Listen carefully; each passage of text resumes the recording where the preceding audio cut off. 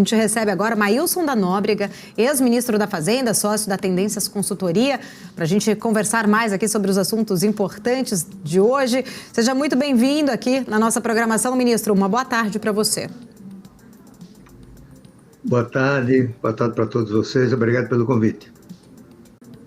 Obrigada. Ministro, eu quero começar falando um pouco mais sobre o tema da reforma tributária, né? A gente já discutiu aqui ao longo da manhã, principalmente que o próprio presidente da Casa, Arthur Lira, já sinalizou que vai levar em votação amanhã esse texto, mas eu queria entender um pouco mais a sua visão, já que o senhor assinou aquele documento, né, de vários economistas a favor da reforma tributária.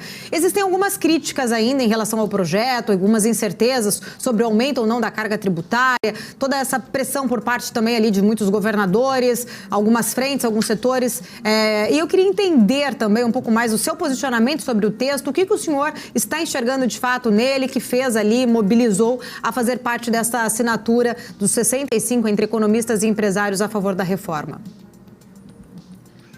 Olha, eu diria que todos eles estão acompanhando a reforma, alguns têm experiência de campo, trabalharam no governo, têm trabalhos acadêmicos sobre o sistema tributário e assim por diante. O objetivo desse, ou a razão por que foi emitido esse manifesto, essa carta, foram as ameaças que começaram a aparecer à aprovação da reforma tributária ou da degradação de sua qualidade, né? Em primeiro lugar, alguns governadores, particularmente o de Goiás, começaram a bater na tecla da autonomia estadual. E o governador de Goiás não escondeu que ele preferia continuar com o ICMS. Isso aconteceu também com o prefeito de São Paulo, do Rio de Janeiro, Eduardo Paes, né? Hoje tivemos uma reunião da frente de prefeitos das capitais, em que o presidente dessa comissão disse explicitamente: nós não vamos renunciar à nossa soberania.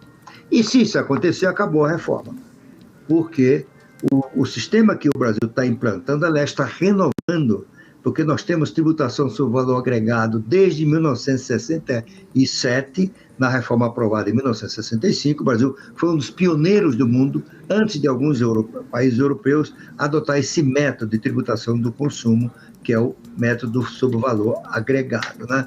Então, uma regra básica desse sistema é que o sistema só funciona, só é eficiente, se as regras forem as mesmas em todo o território nacional. E como as cadeias produtivas brasileiras ocorrem com insumos, matéria-prima, etc., de diferentes estados, você começar a ser diferente não dá certo, né? Aí nós voltamos à bagunça de hoje. E aí eu fico impressionado, porque isso é um assunto que eles não estudaram devidamente, né? Foram na onda de algum assessor, olha a soberania do estado, etc. Seguinte, os países, sobretudo federações, que aderiram ao IVA, tomemos o caso da Alemanha em 1980, e a Alemanha é a federação mais forte da Europa, rivaliza talvez com a da Suíça, né? Os alemães, imagino, se viram diante do seguinte dilema, né? Para entrar na União Europeia ou ficar nela, né, você tem que ter a tributação do consumo pelo método do valor agregado. Então os alemães tinham duas opções. Nós queremos autonomia, aí não entramos. Saímos até, já estamos lá, vamos sair. Segundo, nós queremos entrar porque isso é bem importante. Qual é o dilema? Autonomia versus prosperidade. Os alemães, que não são idiotas, optaram pela prosperidade, né? Então, os estados alemães não têm o poder de alterar a alíquota do IVA do seu país, né? E agora começaram com essas ondas aqui, né? Tem alguns economistas dizendo que isso é correto, sobretudo advogados, cientistas políticos. Cada estado tem que ter o poder de administrar sua própria receita. Aí, se isso for valer, é a bagunça de hoje. E o Brasil continua cada vez mais distante de se tornar um país rico. Então, outras ameaças, por exemplo, o questionamento dessa centralização da arrecadação, que é fundamental para o funcionamento do sistema, né? E para a transição de 20 anos, durante as quais nenhum estado, nenhum município vai perder qualquer centavo de despesa. E uma prova de que não leram direito, ainda tem prefeito e governador falando que o seu estado, o seu município vai perder, ninguém vai perder em 20 anos, né? Então, eu diria que a ameaça desse tipo, que poriam por terra a reforma, inspiraram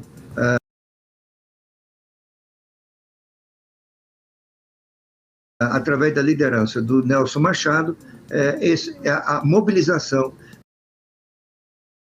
dos economistas que estão participando desse debate, acadêmicos, políticos, empresários, que enxergaram a oportunidade que o Brasil tem de criar um IVA, que será um dos mais modernos do mundo, é isso mesmo, porque o Brasil aproveita a experiência de cerca de 70 anos na utilização do IVA e se alinhou às melhores práticas, são os IVAs mais recentes, como da Nova Zelândia, da Austrália, né? E hoje tem 174 países que adotam o IVA.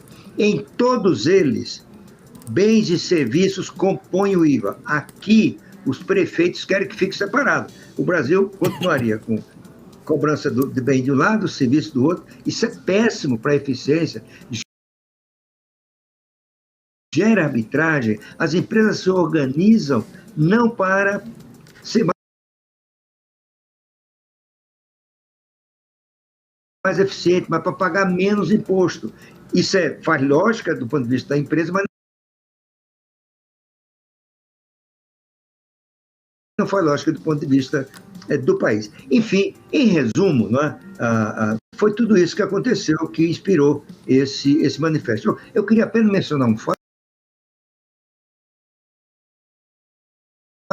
5 especialistas que eu respeito assinaram um artigo chamando a reforma de nefasta. É um documento cheio de equívocos, né? E isso tudo também foi uma contribuição para acelerar essa mobilização que ainda está em curso, né? Tem mais pessoas que continuam assinando esse manifesto.